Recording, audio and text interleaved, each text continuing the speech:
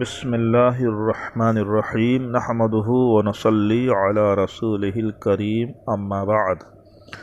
معزز سامعین و سامعات، حرکت الدفاع عن السنہ یوٹیوب چینل میں سلسلہ وار دجال قادیان کے جھوٹ کا تذکرہ چل رہا ہے اور اس کا جواب دیا جا رہا ہے۔ در حقیقت ایک قادیانی مبلغ کے ایک مراسلے کے جواب میں یہ سلسلہ چل رہا ہے۔ اس سے پہلے کی مجلسوں میں مرزا قادیانی کے جھوٹوں میں سے 8 جھوٹ کا تذکرہ ہو چکا ہے۔ آج جھوٹ نمبر 9 کا تذکرہ ہو رہا ہے، اسے بھی غور سے سماعت فرمائیں۔ غیر مقلدوں کے مشہور پیشوا مولوی ثناء اللہ صاحب امرتسری کو مرزا قادیانی کی جانب سے 15 اپریل 1907 مطابق 1 ربیع الاول 1335 ہجری کے ایک اشتہار میں جو پیش گوئی الاپی گئی تھی، اس کے چند مرکزی جملے ملاحظہ فرمائیں۔ یہ اشتہار کس نے دیا تھا؟ غلام محمد قادیانی نے دیا تھا۔ اس کے الفاظ، مرکزی الفاظ ذرا دیکھیں۔ وہ لکھتا ہے، اس لیے اب میں تیرے لیے ہی مقدس اور رحمت کا دامن پکڑ کر تیری جناب میں ملتجی ہوں کہ مجھ میں اور ثناء اللہ میں سچا فیصلہ فرما، اور جو تیری نگاہ میں در حقیقت مفسد اور کذاب ہے، اس کو صادق کی زندگی ہی میں دنیا سے اٹھا لے، یا کسی اور نہایت سخت آفت میں جو موت کے برابر ہو مبتلا کر۔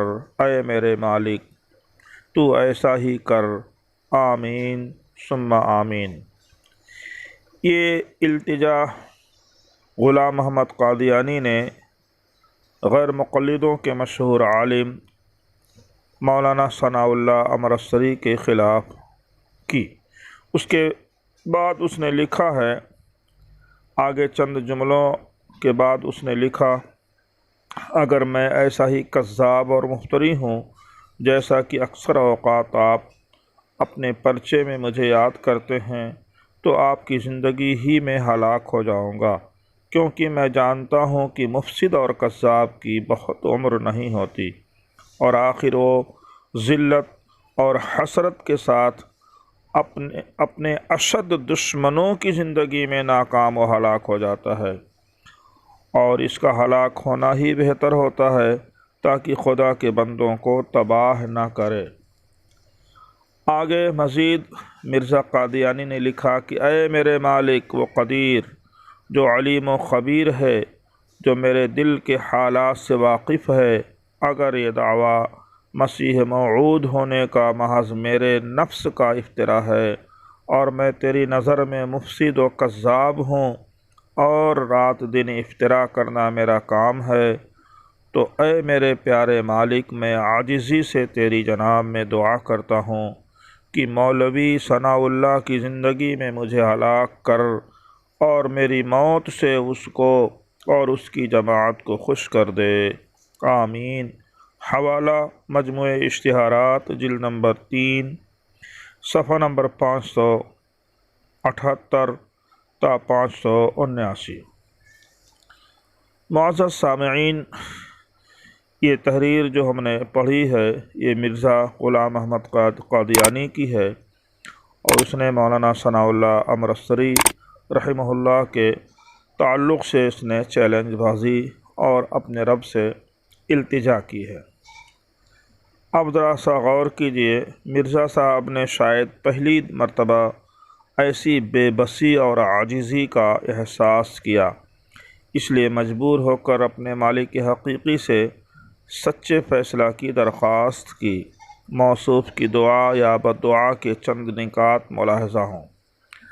جو تیری نگاہ میں در حقیقت مفسد اور کذاب ہے، اس کو صادق کی زندگی میں دنیا سے اٹھا لے، یا کسی اور نہایت سخت آفت میں جو موت کے برابر ہو مبتلا کر۔ نمبر 2، اگر میں ایسا ہی مفتری اور کذاب ہوں جیسا کہ اکثر اوقات اپنے پرچہ میں مجھے یاد کرتے ہیں تو میں آپ ہی کی زندگی میں ہلاک ہو جاؤں گا۔ نمبر 3، مفسد اور کذاب کی عمر بہت کم ہوتی ہے، وہ ذلت اور حسرت کے ساتھ اپنے سخت دشمنوں کی زندگی میں ناکام ہلاک ہو جاتا ہے۔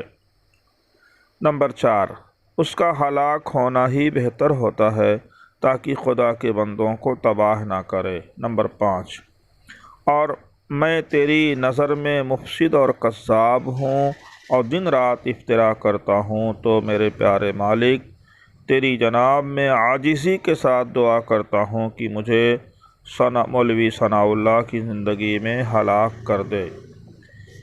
یہ اس کے مناجات کے چند اقتباسات آپ کی خدمت میں رکھے گئے۔ تو معزز سامعین، مولانا ثناء اللہ صاحب امرتسری کی زندگی میں کاذب کی موت واقع ہو گئی۔ مولانا کی زندگی ہی میں کاذب کی موت واقع ہو گئی اور مرزا کی مانگی مراد پوری ہو گئی۔ اس طرح حق اور باطل کا خدائی فیصلہ ہو گیا۔ لِيَقْضِ اللَّهُ أَمْرًا كَانَ مَفْعُولًا۔